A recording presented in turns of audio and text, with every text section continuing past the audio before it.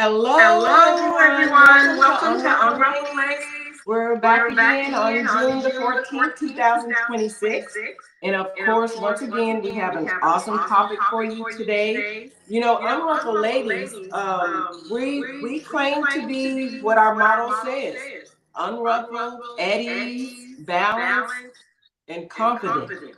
right? Right? So So we are we are really, really, really really glad to glad to always be always able be to able come to on the come on the platform platform here, here, Facebook Facebook Live, Live, to to do, do, what what we we do do for for other other ladies and ladies for and the for the community and for community and for people. people.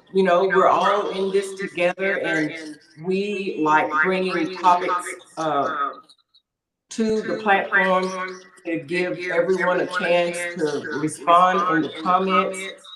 Sometimes we Sometimes we might might have have topics that topics are that a are a little bit little bit touchy, touchy, but but that's what that's it's what all it's all about. about. We have We to have put to it put it out on the out on the table table and and address it. address But it. But today today, we have we a have a very very informative informative topic, topic, and and we have we a have a guest guest that's that's well well versed in versed it, in it, very very educated educated on the on the topic, topic, and and we're we're really really glad to glad to have have her. her, And it's and Miss it's Miss Silva Silva Risher. Risher. Hi, Hi, Silva. Silva. Hello, good afternoon. Happy Sunday to everybody. Thank you for inviting me. I am happy to be here and offer, informative information to help us all navigate through this difficult financial time. Yes, Yes, yes, yes, yes. yes. Our Our topic topic today is today is understanding understanding money. money. Understanding Understanding money. money. That That sounds like sounds a like a real real basic basic topic, topic, but for but the for the most most part, part, if you if you don't don't understand understand money and money and you're you're not not accustomed accustomed to to operating in operating some in type some of type of financial financial literacy, literacy, it can it can hurt hurt us, us, right? right? But for the But for the most most part, part, uh, we're we're blessed. I blessed. just I want just to want share to share something with something with you. you. You You know, know, God God actually actually promised us promised us about about finances. finances. The The center center on on his it it centers on centers his on his faithfulness faithfulness as the as the ultimate ultimate provider, provider. and we And all we know all that know that that is that the is the ultimate ultimate provider, provider, right? right? So So rather than rather than guaranteeing guaranteeing sudden sudden wealth, wealth, Scripture Scripture promises promises that that God will God will meet meet our our daily daily need need and and grant grant wisdom wisdom to to manage manage resources resources and and provide provide peace. peace. Provide Provide you you and and all of all of us to us to maintain a maintain a generous generous heart and heart and avoid avoid pitfalls pitfalls and and debt. debt. And And Sil is Sil going is to going help to us help us cover some cover of some of that that today and, today and, you know, kind of kind of trigger trigger some some different different trains trains of of thinking, thinking, that's going that's to going to help us. help us. Silva, Silva, how's the how's the audio on audio your on your side for side us? for us? Sounds very nice. I can Awesome, hear it clearly. awesome, awesome, awesome. Awesome. Mhm. Um, Um, so so Silva, Silva, I'm just I'm gonna just gonna ask ask you, you, we're gonna we're gonna all all join in join this in this together. I together. do I do have one have or one or two two questions we'd questions we'd like to like to ask you ask to you get to your get your take on take it, on it, your your thoughts, thoughts, right? right? And it's And it's not not something that something we that we normally normally think think about, about, but but um, it's it's gonna gonna kind of, kind of, help, hopefully hopefully raise some raise some eyebrows to eyebrows to everybody else everybody else in the in the audience, audience, whether y'all whether are y'all are listening listening live live or you or you log on log on later. later. Please Please feel feel free to free to comment, comment, um, um, on the on the app, app, or or and and please please share, share, like and like and share. share. So So the the question I question I wanted to wanted to ask ask Silva Silva is, is, what what does does financial financial freedom freedom or or having having enough enough means to means to you you right right now? now? What What does does financial financial freedom freedom or or having having enough enough mean mean to to you you right right now? now? Rosalind, that is a good question. Thank you for asking. Um, Financial freedom and having enough is one and the same answer. Um, you know, Today and many, many, many years ago, and finances go through a wave. I don't know if everybody understand what that means, Hmm. but right now we're in a wave, okay? And it's really important that we understand what financial freedom means. It could mean something very different to a lot of different people depending on your status, but in your age and your demographic, but just understanding that financial freedom is an opportunity to set yourself up to go through times like this when we are in a wave. Times like this, when taxes are changing, when gas prices are skyrocketing. We went through the same thing a few years ago during COVID when everything was very scarce and, money was very scarce. You have to have a source of savings, a source of assets that you can have readily available to you without having to, inquire penalties and a lot of interest and so forth, like on credit cards, where you can access to get you through rough times. Financial freedom is being able to pay what you owe and still have a resource of income that you can build on, have a resource of income that you don't have to touch, have a resource of income just in case something comes up where you're not bringing in more income and you can live for a certain period of time. And most financial advisors will let you know that this is about 3 to 6 months of resources of what you would call your normal day to day expenses. Mhm. Mm-hmm. That's real That's real good, good, audience. I audience. just I want to just want go to go back to back the to the beginning, beginning, and and I'm I was really really excited excited about about the the topic topic on on today. today. But But I don't I want don't to miss want to an miss an opportunity to opportunity let to you let you know know that that in Lady Lady Gina's Gina's absent absence today. today, She she might be might be online, online, but but once once again, we again, want we to want to um, give give out out, thanks to thanks to her, her, for for originating and originating and coming up coming with up with Unruffled Unruffled Ladies. It's Ladies. been a It's been a blessing to blessing so to so many many people. people. And to And to give give my other my other co-host co-host here, here, Pastor Pastor V, V, Valencia Valencia Harris, Harris, an an opportunity to opportunity say to some say some very very wise wise words words to to you. you. Oh my Oh my goodness. goodness. Hello Hello everyone. everyone. Just Just glad to glad be to be back back on on this this sunny sunny afternoon. afternoon. Excited Excited about the about the topic that topic we're that we're talking talking about about understanding money. understanding We money. We all all should should have have some some more more extended extended understanding understanding of, of of money, money, how how to to better better use use it, it, um, um, how to be how a to be a better better steward of steward it, of it, how we how can we can improve improve um, um, in in stewarding our stewarding our finances. finances. It's a It's a very very important important topic, topic, even for even for the the time time that that we're we're in, in, even more even more so. so. So I'm So just I'm just really really excited excited about about what will what come will out come of out this of this discussion discussion on on today, today, what we what will we will learn, learn, and the Yes. and the takeaways, takeaways, and the and the tips that tips we that we can can receive receive to to better better navigate navigate the the times that times that. we're in.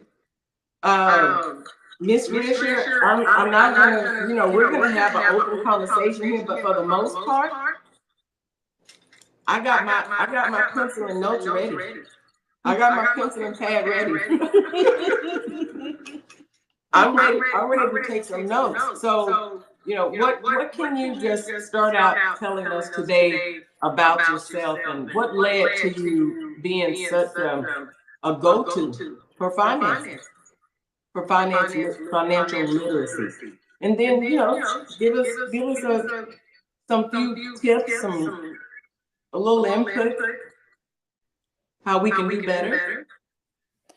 Ladies, I've been in the financial accounting industry as a career for almost 26 years.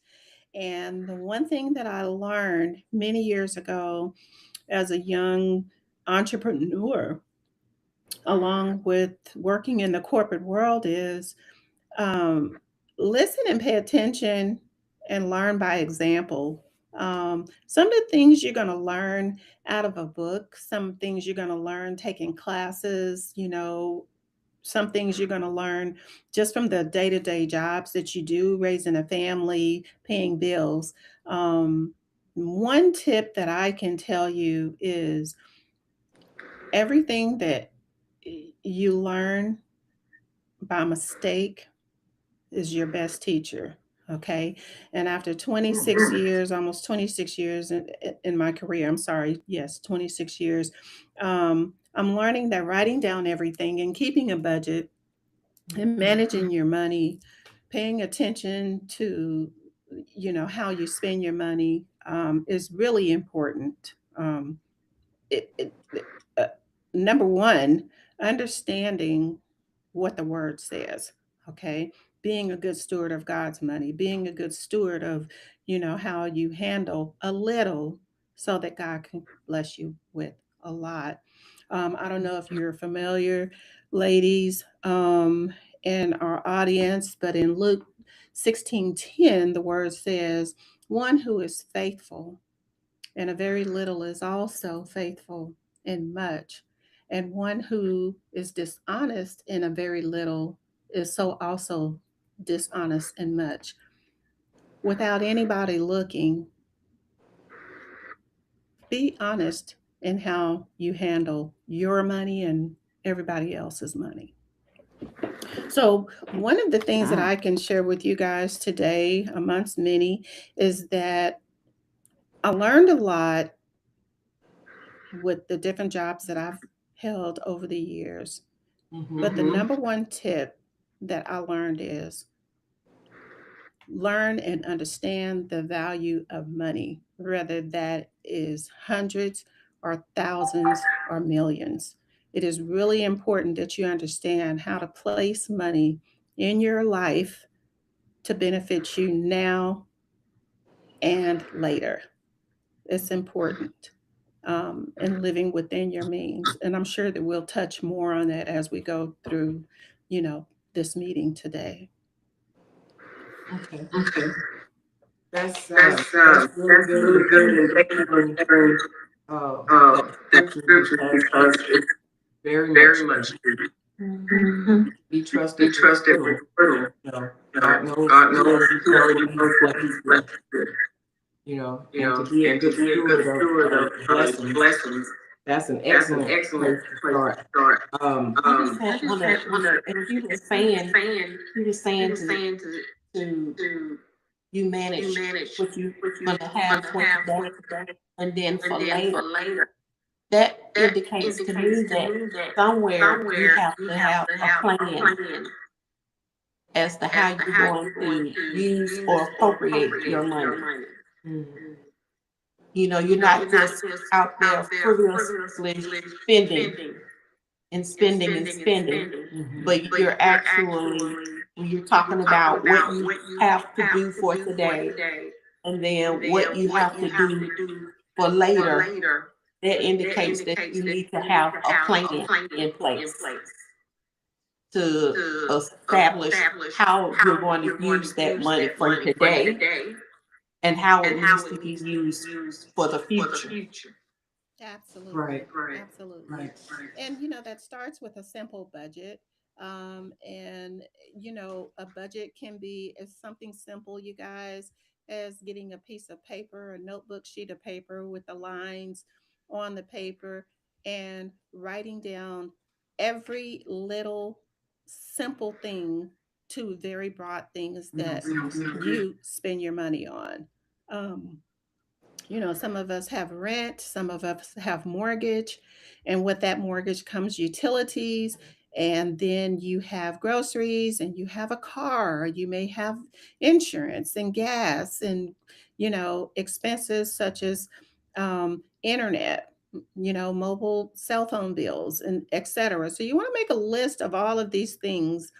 Coming up with a good budget starts with a list, a realistic list, not a list that you dream of to say, this is just what I want to spend my money on, but this is truly what I spend my money on. And then once you make this list, you have an A, B, and C column. Okay. And you place these items in those A, B, C columns by the importance or the urgency of paying that bill. Okay. And then you find a way with your resource of income to manage these biweekly or monthly. Some people get paid one time a month, some people get paid twice a month, some people even get paid every week. But the factor is, you want to start at the end of the month. And I know this is going to sound very strange because we were taught you start at the beginning of the month and write down all your bills and when they're due. But this is going to be a little bit something new for a lot of you. You start at the end. You start at your end goal of what you need to accomplish that month, and then you back your way out. What I mean by that is, if you know that these are the things between the ABC bucket that you want to complete for that month, you start backing your way out from the last day of the month to the first day of the month, saying, to achieve these goals at the end of these financial goals at the end of the month, I need to make sure that each week I'm not just paying my bills, but I'm keeping money in reserve to complete this last goal of a month. And if you get to the first of the month from the 30th of the month and you're in a deficit, that tells you that you need to back out even further. Does that make sense? Let me repeat that. If you get to the end of your month and you realize that you're backing out to the first and you find yourself in a deficit, for instance, example, you just don't have enough money to complete all of these financial goals, you need to do one or two things. You need to start ahead and back out a little bit further. Maybe take money from your income tax. Maybe take money from an extra job, or some money that you saved over in a savings account. And you need to take care of some things so that you don't roll that negative deficit into the next month. Pay attention to those ABC columns, and especially that C column. Any other time people are telling you to pay attention to the most urgent bills, you don't have a choice about that, right? Those have to be paid. But your C column, those are areas where they're necessary, but that may not be urgent. So these are just some simple tips in managing money and finding a way to save money. Okay. So Silva, I want to ask a question that I think maybe the audience or somebody else may have. Kind of go a little bit more into detail what you mean, because right now I'm taking notes. I'm not quite sure what you mean, and I'm asking for everyone who wants this question. What does to back out look like? Give an illustration. What are you actually doing when you said you don't have enough finances to meet, and then just back it out a little bit farther? What does that look like? So let's say you look at ABC columns, okay? You made a column of 3. And all of these columns is a total of about $2,000, $4,000, $6,000. A and B column are necessary. They're urgent. You have to have a roof over your head. You have to have utilities. So we're going to look at those 3 columns combined. And then we're going to say, okay, over the course of 30 days, I get paid every week. So this week, I'm going to secure X amount of dollars plus some savings. I don't care if it's just $5. The second week, you're going to do the same. The third week, and then the fourth, to be able to accumulate all the funds you need to secure that end goal, that monthly financial goal. And if you find that you don't have enough money that you desire or that is necessary to take to complete all of these financial goals, then you're going to start at the last day of the month and look at column C and say, okay, what is it in column C? Yes, it's necessary, but it's just not that important. It's not as important as column A and B. So then week 4, you're going to say, okay, before I secure funds needed for A and B column, so you block it off into 4 weeks or 2 weeks, however you get paid, or that once a month payment. But you're taking that total amount that you receive that month, and you say, okay, exiting out column C, what is it in A and B that I need to block off for the month that I get paid, or the biweekly between 2 weeks, 2 paychecks, do I need to secure? Is that making sense? Yes. Okay. Yes, it does. That makes sense. That makes sense. Now, once again, Silva, what are some of the items that go under column A? Just name one or two. An example. My column A would be my tithes, okay, and my savings for myself. That's number one, okay, and that should be everyone's rule. Paying yourself first, after paying your tithes, whatever your relationship with God, however you have an understanding of what your tithes should be, you should consider putting that in column A. Okay, so that's where it's in my column A. Okay. After my column A, my column B is, securing where I live, the necessary funds that it's going to take to have a secured home, utilities, and the things that I need to run my home. Okay. We need phones these days. We need internet these days because everything is driven by digital access, just like we're doing right now. People are not meeting, people are not going to the brick and mortar stores anymore. They're doing everything right over these digital platforms. So that for some people could be in their column A, it could be in their column B, but definitely you're going to have to make a decision what's most important for you in your household, what your column A, B, C, and D is. I'm sorry, A, B, and C. And truly be honest and realistic with yourself, because this is what's going to help you navigate what your financial goals are going to look like on the last day of the month. And then that's going to help you transition into the next month. That's going to help you transition into.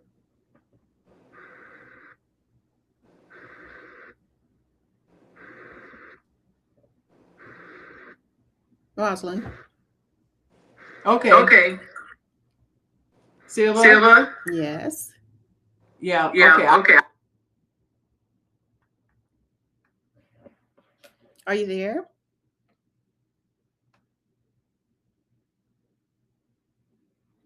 Okay, maybe they're having a little bit of difficulty, technical difficulties there. But let me tell you, until Rosalind is able to come back online, um, it's really important that,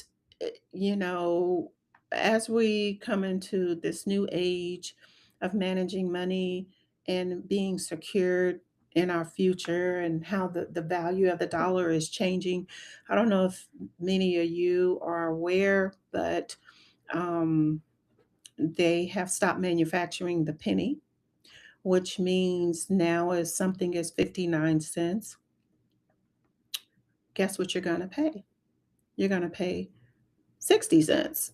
So uh, it's just the value of the dollar is just going down. And it's something that I believe everyone should take notice of. Planning ahead, budgeting, saving, being realistic about what's necessary and urgent in your finances is so important, because this is a good opportunity to start dialing it back and placing your money in a savings account where you can build, and then utilize that to build, let your money make money for you. So that is going to be more of a topic that we're going to discuss today. That's going to help you out financially. So if you have any questions about that, you can put it in the chat and we can answer some direct questions about that, give you some direct answers and some guidance and some tips on how to do that. Rosalind, are you able to get back online here?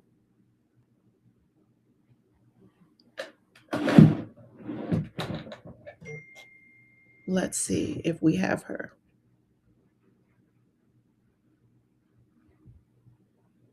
No worries. Let me talk to you guys a little bit about building an emergency fund. I don't know if many of you have, savings accounts or some type of 401k, contingency plans, or No FSA.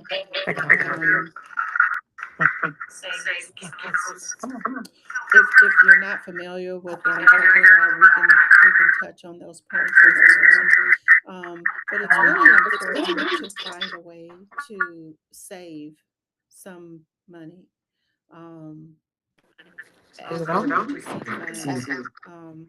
And this is something that you can go to when it's absolutely emergency. Let's say you have a co-payment where you have to go to the doctor and that's not in your regular budget. What's You your go pen? into this emergency fund and you pull those funds out of there to use, and it doesn't affect your, your normal monthly, your monthly finances. Okay, or you may have a second emergency fund when something happens, if you have to go out of town, for a family member, or your car breaks down. That's what these funds are for.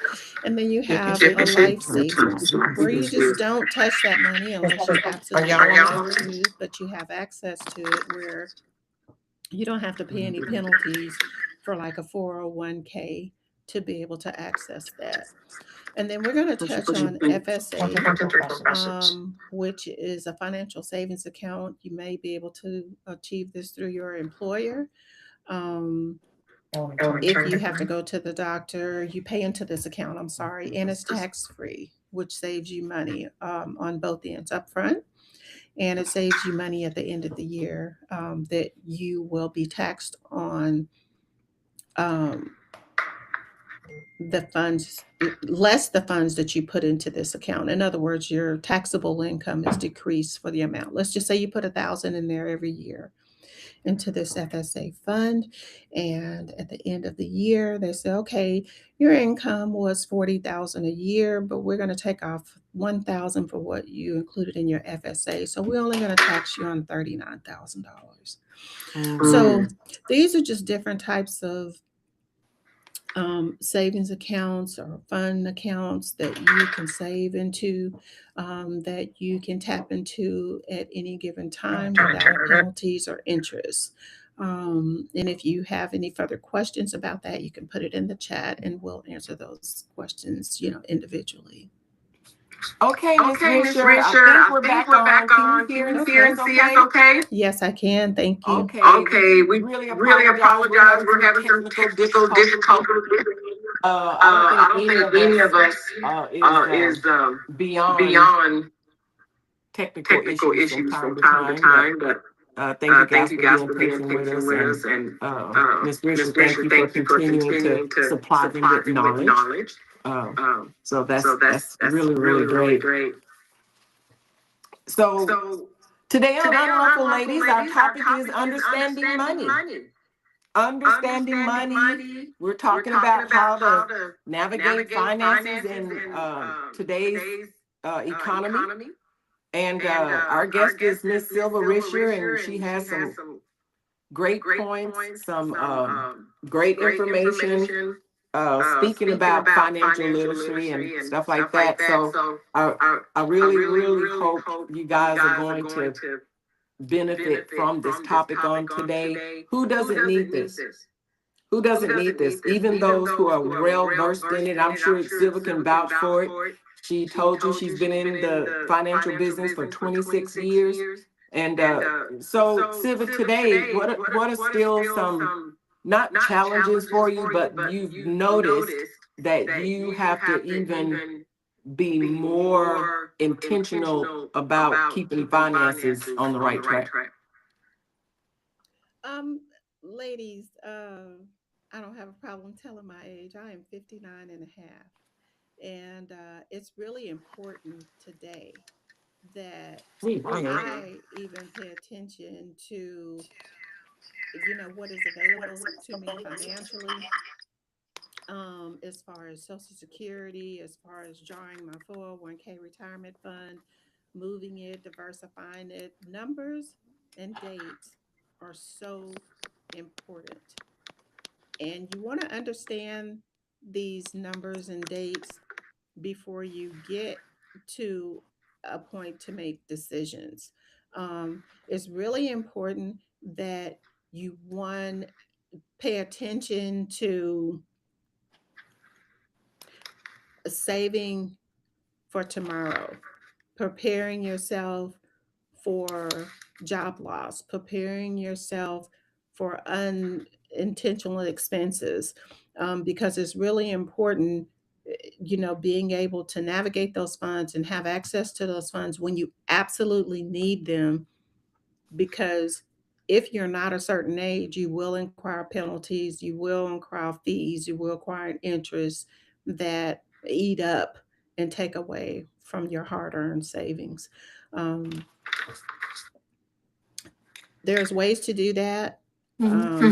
Everyone's financial plan is going to be different.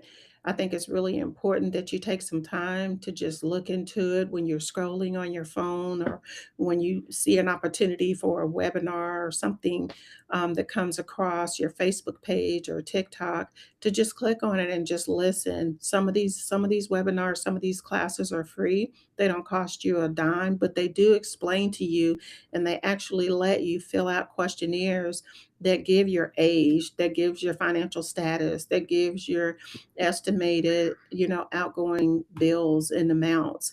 And they help you navigate how to budget and how to save and how to prepare for your financial future. Okay. I believe we do have a question here. Hold on one second. I believe we do. I didn't see the mute button. I was trying to push the mute question. So, Silva, let me ask, what do you think about that? So many times I've heard that rule. Which rule is it? That rule that is it 50, 20, 80? What rule is that, Silva? And how effective is it? And do you use it? I'm not familiar. Huh? I'm not familiar with the rule you're speaking. Okay. So there was several times that I came across that 50, 30, 20. It says it's a popular baseline. 50% for needs, 30% for wants, and 20% for savings. Do you use anything, any type of rule like that? Is there a particular percentage that you actually try to save annually or quarterly? Well, let me answer your question this way. At different stages in my life, a mother, a family of four, when my children were young, when they became teenagers, when they became young adults, when they went into college, those percentages are going to be based off of. I'm sorry, excuse me, Silva. Can you speak up just a little bit? I'm not quite sure if it's your phone or on your side, but it might help a little. I just want the people to hear the information. Okay, sure, absolutely. So at different stages in your life, at different stages in my life, those percentages are they're different. They're different. Early in my life when my children were young, and then when they got in high school and all of these high school activities and the expenses and the costs, and then when they got ready to leave for college, so that changes. And when you're younger and you're trying to manage a family, of course, you all know that percentage, that 20% of savings may be a little bit less than 20%. Is it a good goal? Yes, it can be a good goal. Is it realistic for most families? I'm not finding that. What I will tell you is that as I have counseled different people with different financial brackets, income brackets, just being able to save any amount, you're already ahead of the game. Because what that lets me know is that you're not living beyond your means. Let's keep it all realistic. If you don't have to have two cars, don't have two cars. don't have 2 car payments. The point that I'm trying to make is I can't tell everyone, or I can't give you any advice about what's important to you and your family as far as 2 cars, 3 cars, a mortgage, rent. What I can say is make a list, make a realistic list. It's important to understand what is urgent, what is necessary, and then make sure that you make a column C. I cannot stress that enough. That column C is, yes, you would like to have it in your everyday life. You would like to be able to fund for those things, but is it realistic, and are these things necessary? Or can you place that money into a savings account that you can build on for your future? These are the basics. And then when you get past the basics and you say, okay, I got it down for 6 months, I was able to save, $500. Then you take that $500 and you make sure that you maintain an emergency fund account one, or emergency fund account A. Let's call it emergency fund A. And these are for doctor visit copays. These are for when you need to take your car to Firestone and, get a couple of tires. These are when, you know, something pops up and you have to have somebody come to the house and check your AC, and there's a $59, fee to do that. These things are realistic if you're owning a home. And even if you're renting a home, some of those things are not covered. So you need to have an emergency fund account, and that's where that $500 come in at. You place some money, a couple of $100 in there, and then you go to your emergency funds that you don't touch, and then you go to your savings account that you want to build on. So the bottom line is being realistic about your day-to-day activities. These things are what's going to carry you into having financial freedom. Awesome. What would you suggest? You have something, Pastor Lee? As she was talking before, I know I know in the beginning she was talking about navigating what you want to do with the money for now, and what you want to do for later, which indicate you need to have a plan. and then as she began to talk about those columns, setting columns A, B, and C, that indicate to me that you need to prioritize Yes, what you're going to do with your funds for today and for the future. For sure. You can't just, just spend money when you want to spend it. And some funds you need to appropriate for certain things or for certain goals that you set, so you can stay focused and stay on track. So that's what I'm that's takeaway that I'm getting from what she was talking about earlier on. But the question that I did have was there a financial role model that you looked up to, or that you used as a resource to help you financially, or someone that you recommend that's a really good resource that we could pull from?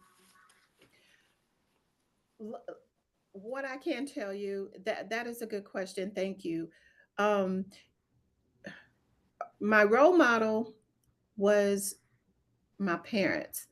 Um, but as I watched my mom work and bring in income when we were little girls up until our teenage years, and as I watched my dad run his business independently, as an entrepreneur, you know, this is going to sound, privileged, but it was the truth.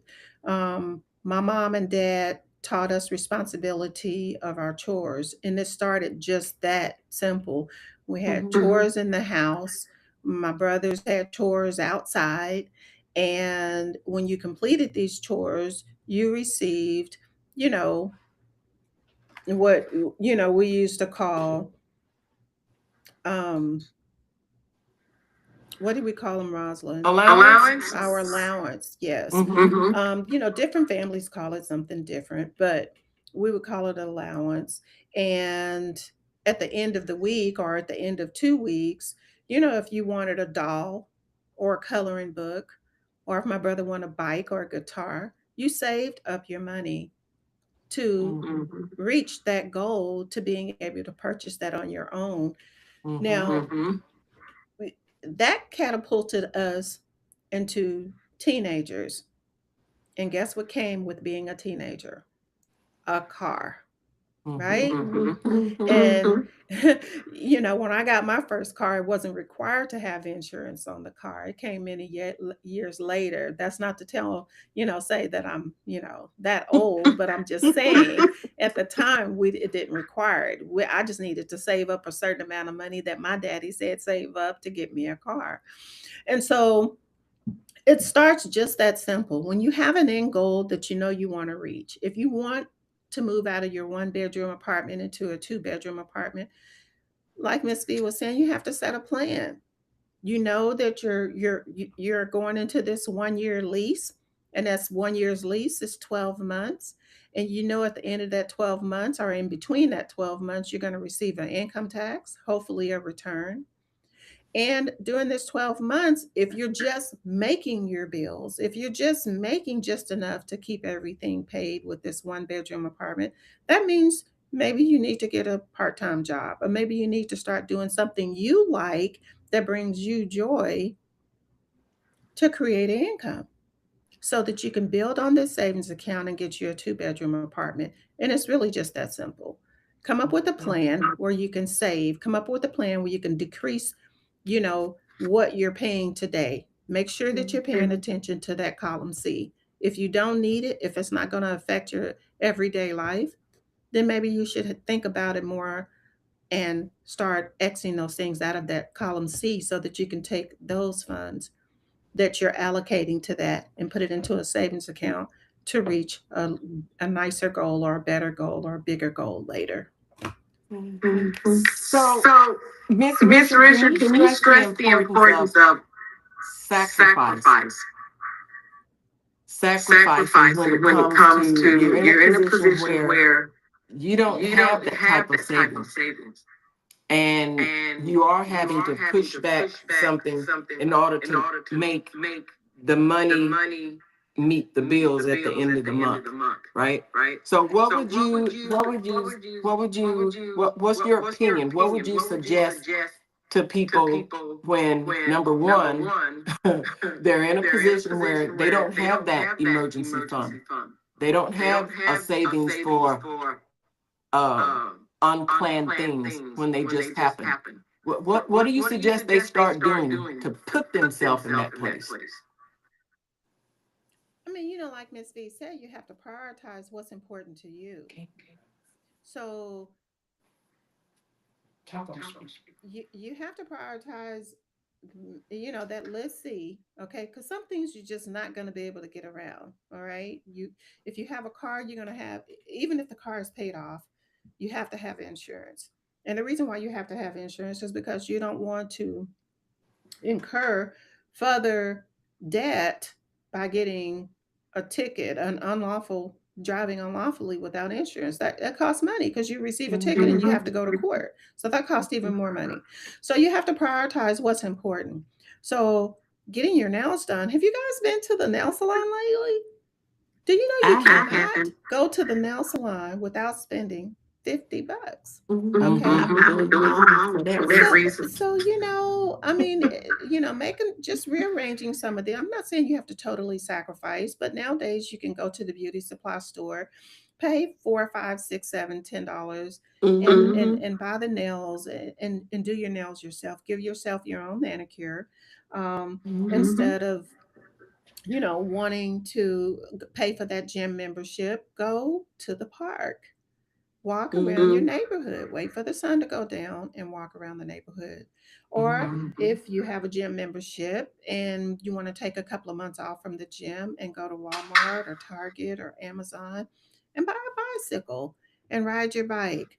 So these are just some of the things that we're not telling you to completely give up the things that you enjoy doing, Mhm. or, take away from your beautiful, things that you like to do for your body, your self-care. We're just saying do it at a reasonable rate to accomplish your financial goal. And these are just some of the things, going to the nail salon, paying for their gym membership. Find a friend who live in a home that have a community with the gym and say, hey, are you going to the gym today? Can I come with you? Find a pool and go swim some laps. You'd be surprised at the body workout that you get swimming laps in a pool.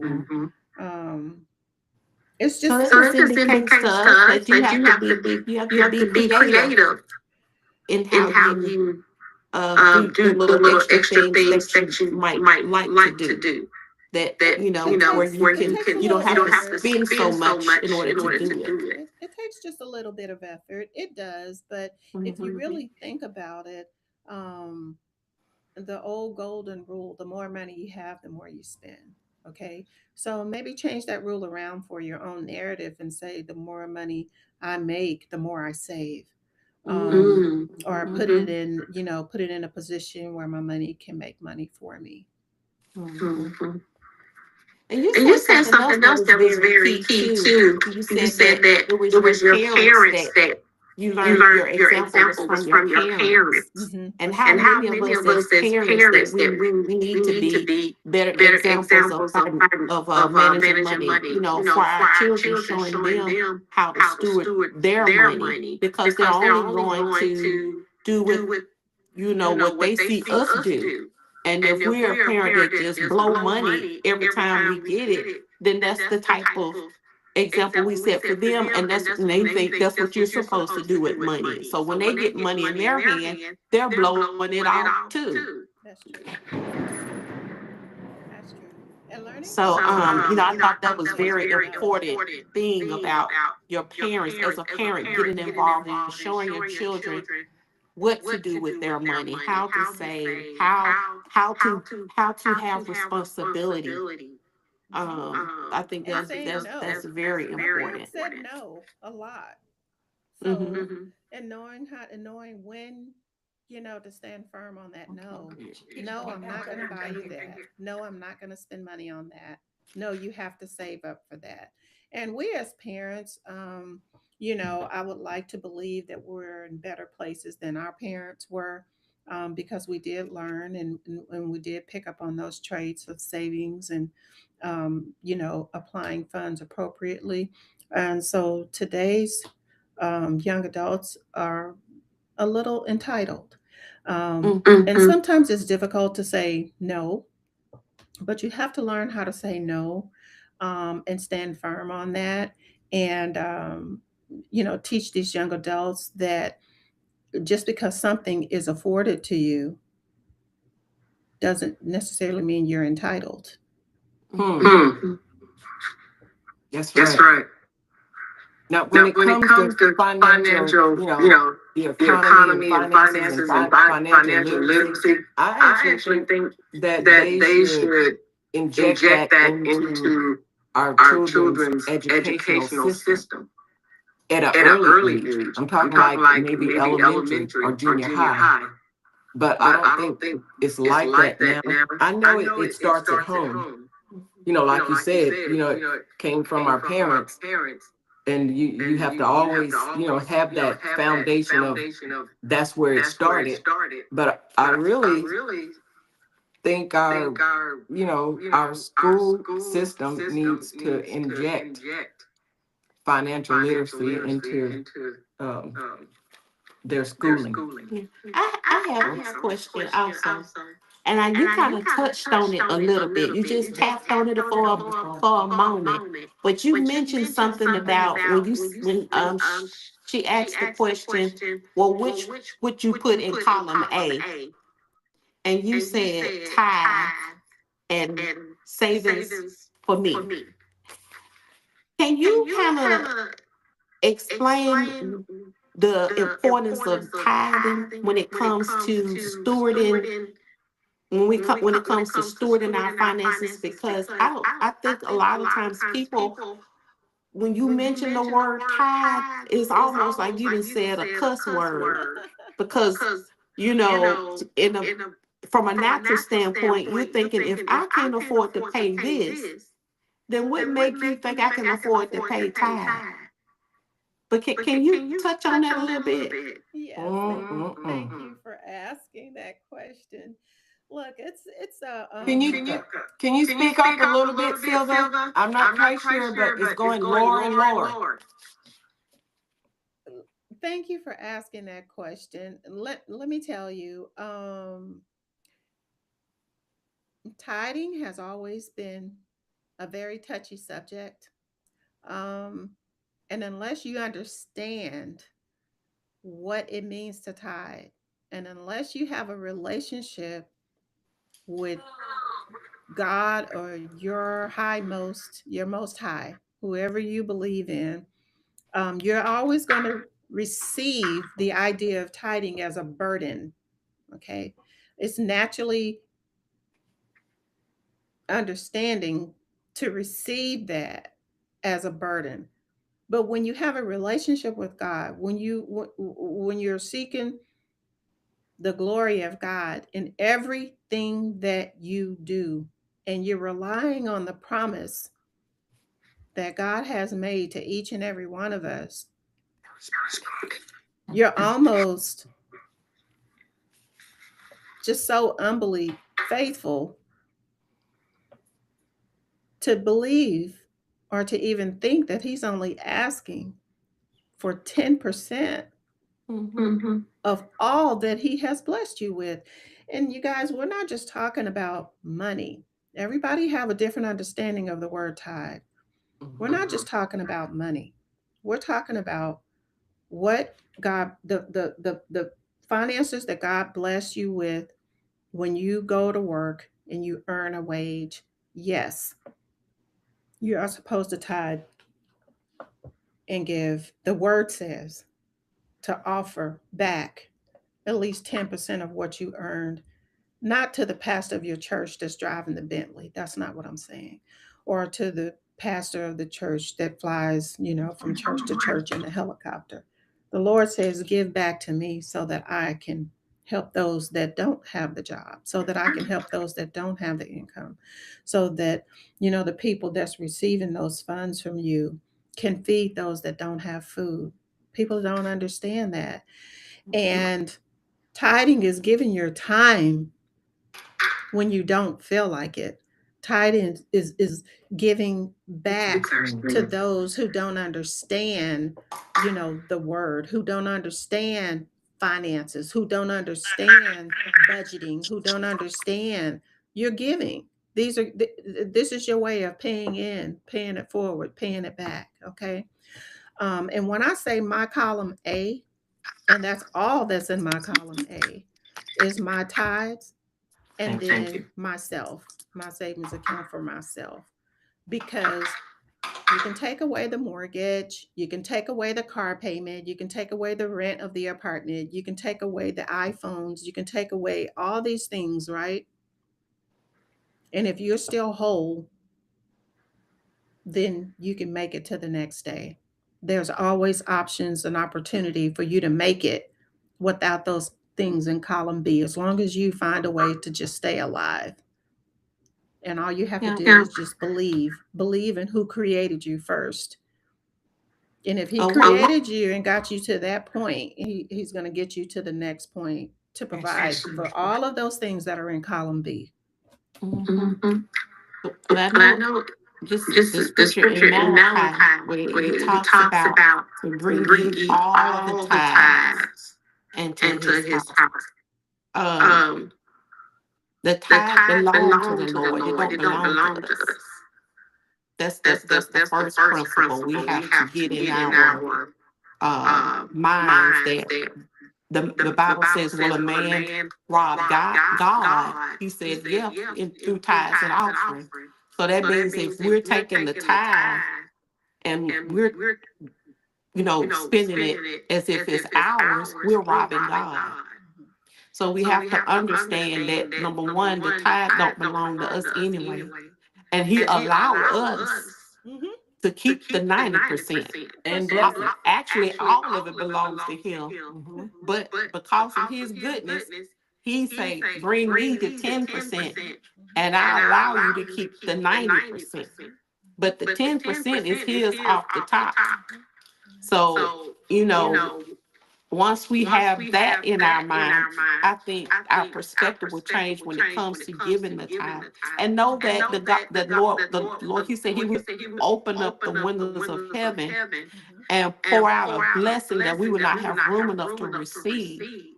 And not only if we approach him with the right mindset, that Lord, I'm bringing this to you in worship.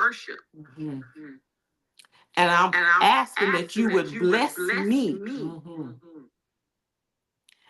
When we come to him in that way, then we leave it open where God can come in and pour out what he wants to pour out on us. And so that's one of the things that the Lord has taught me to help me to have a right perspective when it comes to how I view money. Mhm. And that knowing that he is my source, and because he is my source, I don't have to be afraid that I'm gonna lack anything. Because he's my provider. He's gonna provide it for me, whatever I need, not only what I need, but even the things that I desire. Amen. So I consider that to be the foundation of financial literacy. We have spent our time almost has been well spent. Miss Jackie Gee has a question. She says she's asking, where is the best place to place your money for quick access and an earning at the same time? Where's the best place to place your money for quick access and an earning at the same time? Does that exist? It does exist. Miss Jackie, thank you for your question. That is a really good question, and I'm glad that you asked. Um, if you have any type of savings account, a credit union, a savings account, at a financial institution, We can't hear you, Miss Richard. find a savings account. You will see that it has a return. On what I mean by a return, you can gain interest off of that savings account. So you can do something as simple on your phone as say, find me a savings account that has a yield. YEILD, a yield. Okay. What that means is every month that your money is in that savings account, you're going to earn money, but you have to leave the money there to really reap the benefit. So, for example, American Express has a savings account that you can put your money in. And I think you can open that account with something as little as $25. Every month, when you leave that balance there and don't touch it, you're going to get up to 4.75% interest paid to you on that $25. Awesome. Okay. There are several savings accounts like that at different institutions. It may be one at your own bank. I don't care if you start with $5, $10, $15 a month. Start saving. Find your high yield savings account, put your money in there, and don't touch it. If you have any lump sum of money anywhere, take it out of that shoebox, take it out of that safe, okay? Take it out of your wallet. Stop carrying around cash, period. Stop. And put it in a savings account that has a high yield. The other number one thing that we're not paying attention to, stop using cash. It's not making you any money.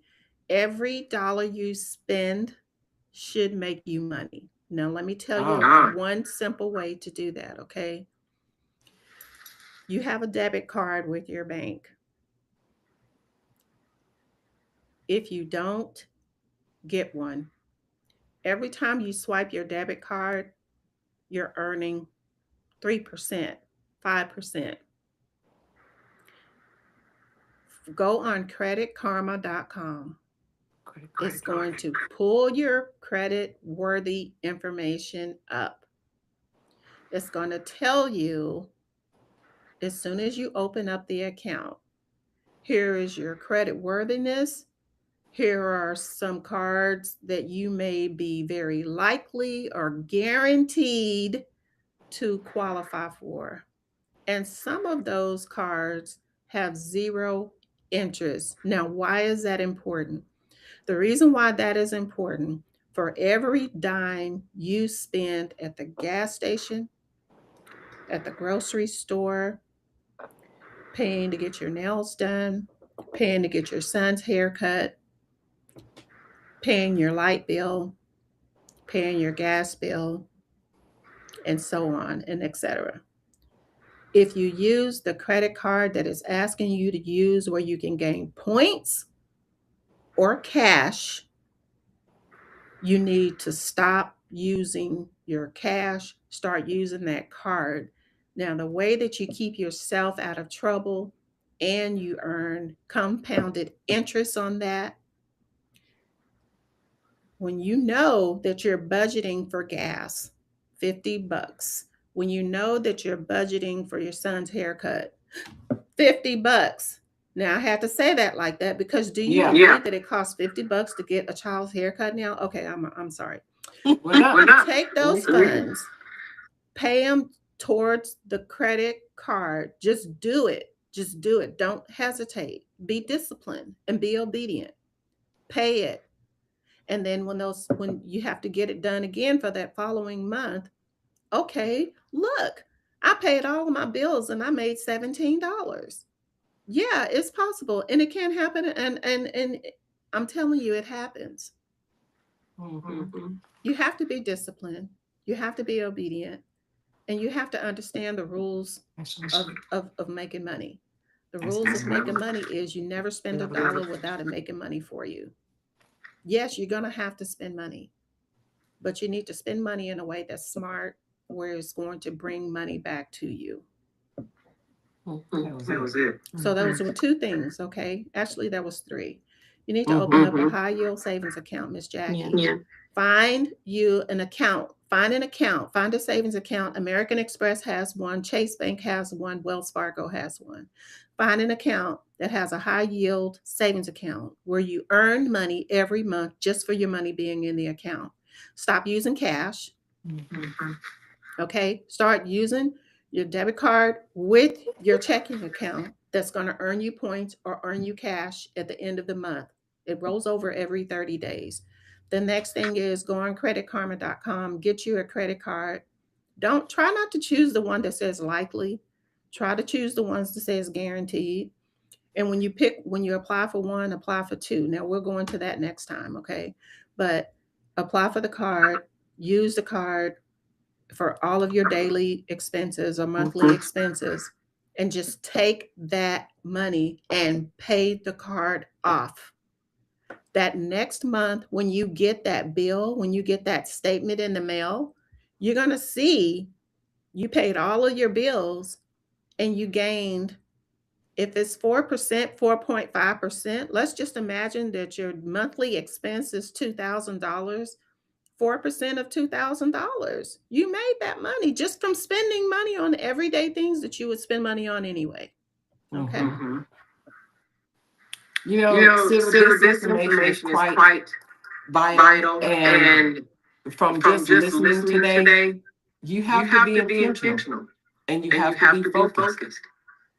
And like you said, you have to be disciplined and have the plans down. Although our time is up today, we are going to have to do this again. We can do it. We're gonna have to do this again. We're gonna have to go more in depth to this topic, because there's not a person today that this doesn't touch.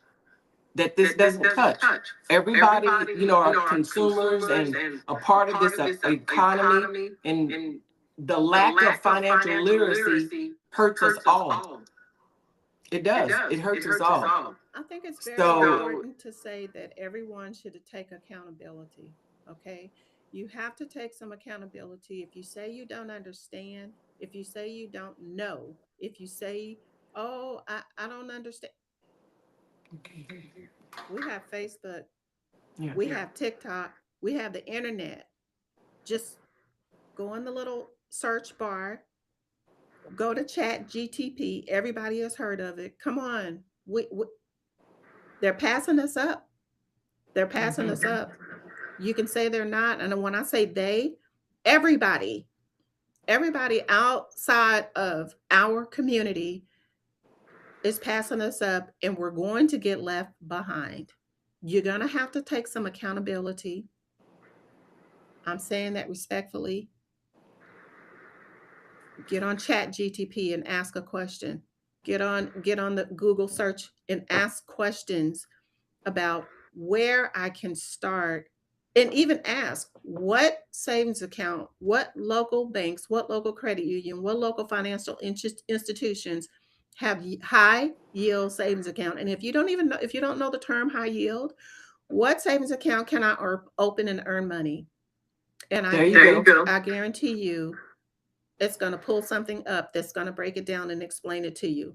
Take some accountability with those columns A, B, and C. Take some accountability with just taking the first steps of paying yourself first and going and reading the word and trying to gain some understandings of what it means to tithe. Okay. You guys have been great. Thank you for inviting me. I really appreciate it. Thank you, Siva. Thank you so very much. And we're hoping that you'll do us the honors of coming back. I will come I'm back. not trying to put you on the spot, but this by itself is, we need more of this. The people need more of this. We really do. For sure. Pastor B, final words. Yeah, we need to have a final checkup, financial checkup every now and then. Just a good check-in to say, hey, if you off track, this what you need to do to get back on track. Or if you on track, okay, this what you need to do to stay on track. That's right. So we need to have these financial check-ins from time to time, especially now. Because if we're not on track, we need to get on track. Yes. Because a lot of us are still off, and we're still trying to catch up, Yes. and it's a challenge. And so if you're not being proactive in trying to set yourself up financially the best you can, you just really, you setting yourself up for failure or to have hardship upon hardship. But it's a lot of, now some hardships will come, but there are some hardships we can avoid by just doing, like you telling us, simple, basic things. That if we would just take the time to just sit down and make a list. Yes. You just something simple. Make a list of all of the things that you have to pay for monthly, your monthly expenses. Look at it. Prioritize your list. Set your goals. What is it that you want to accomplish? Just those those simple things. If we would just be willing to do just that, it will set us ahead to a certain, degree. But we have to start somewhere. And not be afraid though. Yeah, and we can't just let stuff just keep piling up and think it's just going to all of a sudden vanish away. And a lot of us live in that state. If we just act like it don't exist, then it'll just vanish. Yeah. And that's just not reality. No. That's right. So a lot of us really need to have a reality check when it comes to our finances, because a lot of us still operate in denial. So I think this is very good and it's very important. So I pray that you would come back and just do every now and then we do a financial check-in and say, okay, now how are we doing financially? Because we need to be accountable. Yes. We need to be held accountable. Yeah. And you got to start with yourself. And we got to start with ourselves. That's That's right. right. Yeah. That's right. But once again, you know, Ms. Richard, thank you so much. Thank everybody that I see online. I see y'all's comments. I see your responses. And we'll be back on June the 28th. Unruffled Ladies will be live on June the 28th with a brand new topic, but we will bring this topic back. We will have Can we come back on June 28th? we actually, it needs to be real right after this one. That would be good. Yeah. You know, it's never, you know, you can't talk about finances and putting yourself in a better position too often, too much, too frequently. It's needed daily, because this is our lives we're talking about. Thank you, everybody, for joining us on today. Thank you, Pastor V. Thank you, Lady Gina. We love you. Thank you, Miss Risher. We'll see y'all on June the 28th for Unruffled Ladies Live. Once again, be unbalanced, be confident, and be at ease. Now you're unruffled. Thank you. Y'all have a good day. Bye-bye.